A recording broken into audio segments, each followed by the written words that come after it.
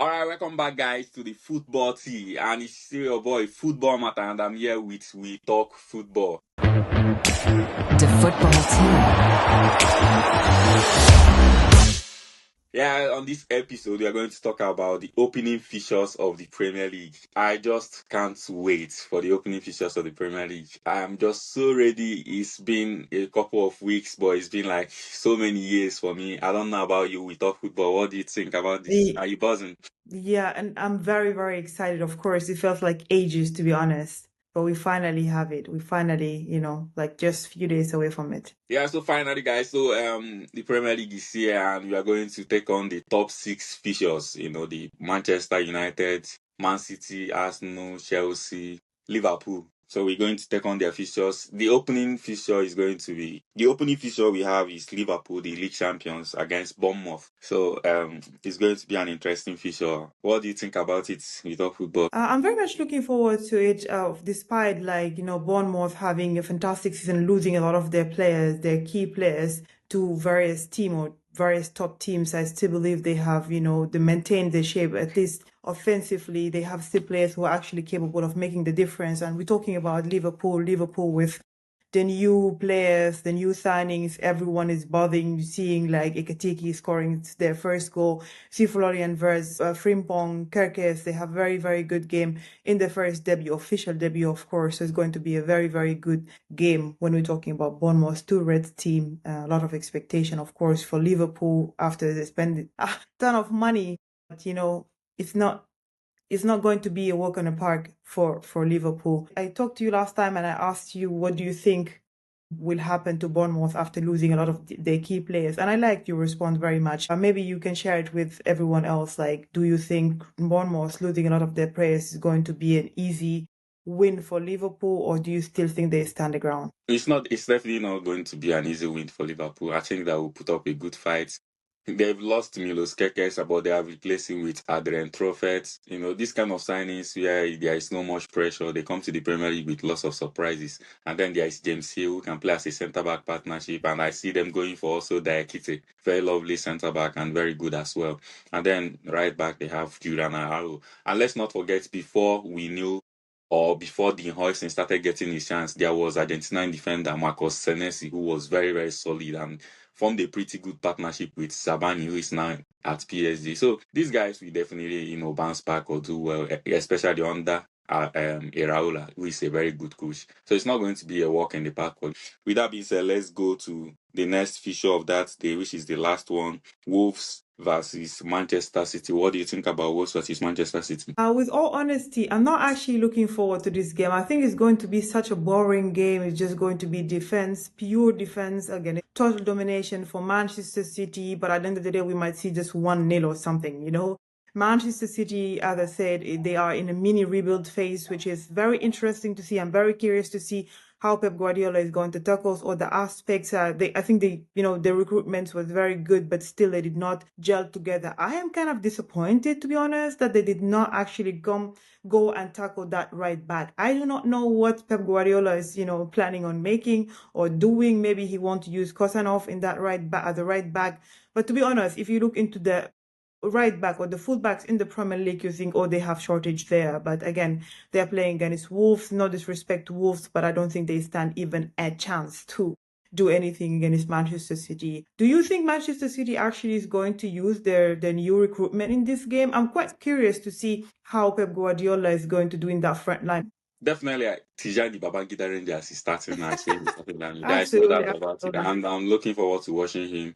I also see Omar Mamouche starting, with the doubts in Savio now going to Spurs. I see that Mamouche is going to start off of that left-hand side, and maybe Oscar Bobo starts on the right-hand side.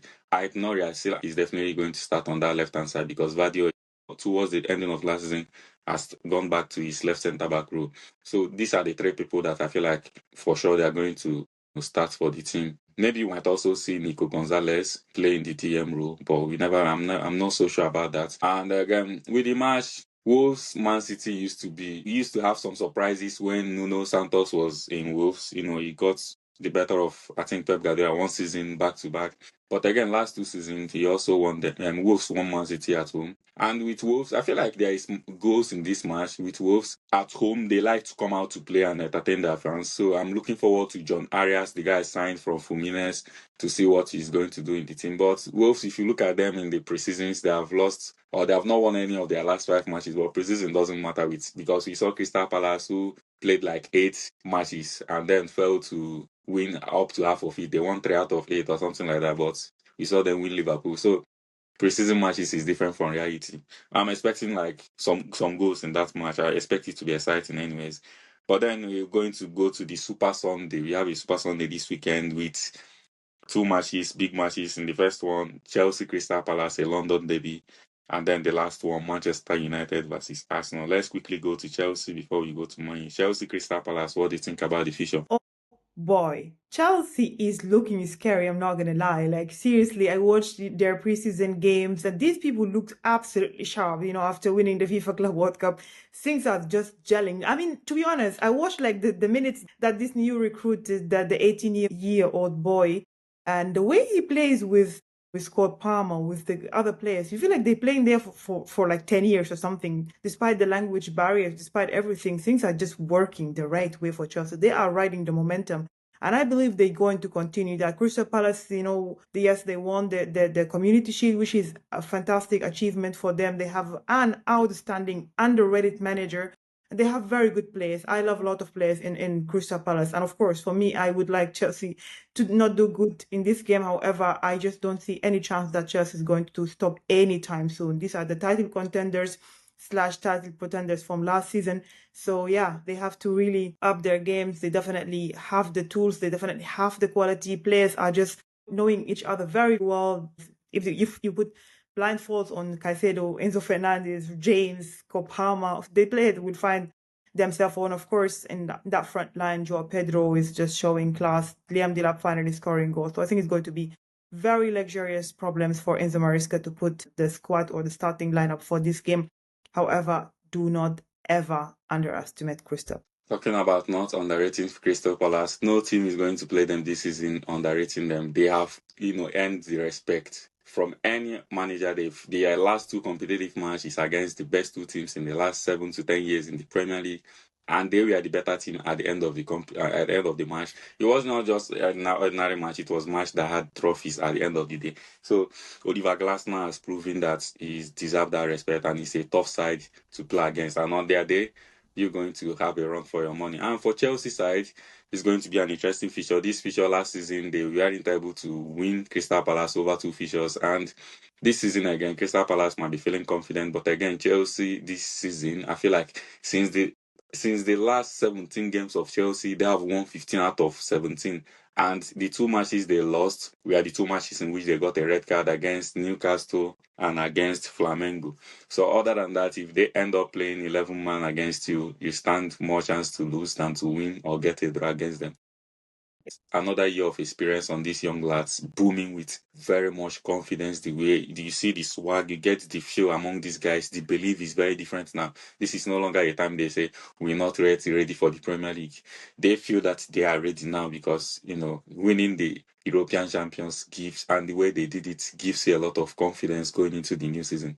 So I feel like they will have a lot of responsibility, especially these players that are brought into the team. And don't forget that I've added the needed depth they need going into the season. So it's going to be a very, very exciting game to watch. So for the last but not the least, Manchester United versus Arsenal, the match of the week. That's going to be a banger. I'm not going to lie. Of course, Manchester United, with the renewed one, or at least this is how the Manchester United fan hope. And of course, with Arsenal, it's going to be a very, very good game. I'm very much looking forward for this game. But I feel like, Manchester United is going to come out in this game. We saw them actually playing decent football recently. I still believe Manchester United with no additional midfielder things could be wacky. Not in this game because Manchester United just always prove that when they play against big teams, they show class. But their problem is that when they play with mid-table teams, they don't show up. When it comes to Arsenal is coming with different hunger, different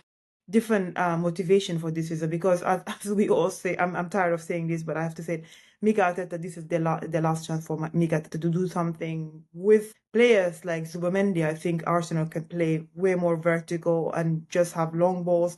He's very good with long balls, and this is going to be very, very good. I want to see, I want to see like quickness from Arsenal, because this is very important and definitely going to give the edge. Arsenal have the players, there's no doubt. Squad for squad, Arsenal should win Manchester United easily. However, this is not how the game is played. Manchester United also, with signing two players who can actually score goals in Konya and Bomo. Ahmad Diallo will have also his moments. So with Bruno Fernandes, all these players, I think it's going to be very, very difficult. I feel like for me, what can make the difference towards Arsenal is the goalkeeping plus the defense. Arsenal have a superior defense and superior goalkeeper when it comes to Manchester United. I want to ask you this question as well, because I heard lately a lot of Manchester United fans are not okay with Ruben Amorim setup. This 3-4-2-1, they think this is the problem. Do you agree with them? Do you think the problem is the formation? I don't agree. 100%, I do not agree. There is no formation that doesn't have its own defaults. There is no, every formation have their own weakness, so to say. With Manchester United's formation, it's just about interpreting the profile of players there. With every formation, it's about profile of players and how the manager profile the players right. If you profile them rightly, you are going to get the best out of them. So with Manchester United, they are lacking certain types of profiles in the team, and then certain profiles or players, no matter how good they are, they do not fit into what the manager wants or how the manager wants to play or what the formation demands.